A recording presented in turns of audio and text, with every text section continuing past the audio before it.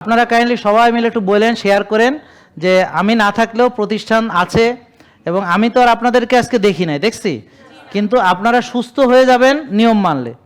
তো কি কি নিয়ম মানতে হবে এটা আপনাদেরকে যেমন ডাক্তার পুষ্টিবিদ বুঝাবেন, এবং কে ভাত খাবে খাবে না বা কেন খাইতে পারবে না সেটা। তাছাড়া এই যে ডায়েরিতে আপনাকে সব কিছু মেনটেন করে দেওয়া হবে, আপনি শুধু মেনে টেনে আবার আসবেন, আবার আসবেন, আবার আসবেন। আর রেগুলার ভিডিও দেখা শিখতে হবে, শিখতে হবে। যখন আপনি নিজের জ্ঞানে চলতে পারবেন তখন আপনার কাউরে লাগবে না, তখন আপনার কাউরে লাগবে না, আপনি ভালো তো থাকবেনই, বরং আপনি বহু মানুষকে পরামর্শ দিয়ে ভালো বানাইতে পারবেন ইনশাআল্লাহ।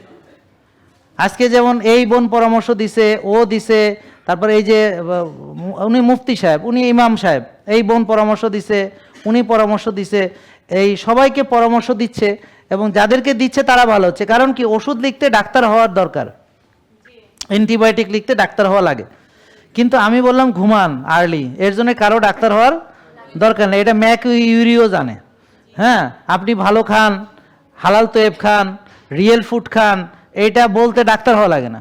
রোজা রাখেন, আমরা মুসলমানরা এমনিতেই রাখি, তো এর জন্য ডাক্তার লাগে না।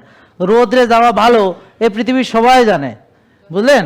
রোজা রাখা, শ্বাসের ব্যায়াম করা, সঠিক সময় ঘুমাতে যাওয়া, নিয়মতান্ত্রিক জীবনযাপন করা, বেশি না খাওয়া, এগুলো আমরা সবাই জানি, হয়তো আমরা এভাবে মানি না। আর প্রসেসড আন্ডার প্রসেসড ফুডগুলো আসলে লোভের বশবর্তী হয়ে খেয়ে ফেলি, আর একবার খেতে খেতে আমার একটা ওই অভ্যাস তৈরি হয়ে যায়, আমরা এডিকশন হয়ে যায়, যার কারণে এটা থেকে বেরোনো মুশকিল। এই জন্যে আমাদের সাহায্য দরকার, আমরা আপনাকে গাইড করব, জিজ্ঞাসা করব মানছেন কিনা। জেকে লাইফস্টাইল লিমিটেড, ওষুধ মুক্ত সুস্থ জীবন।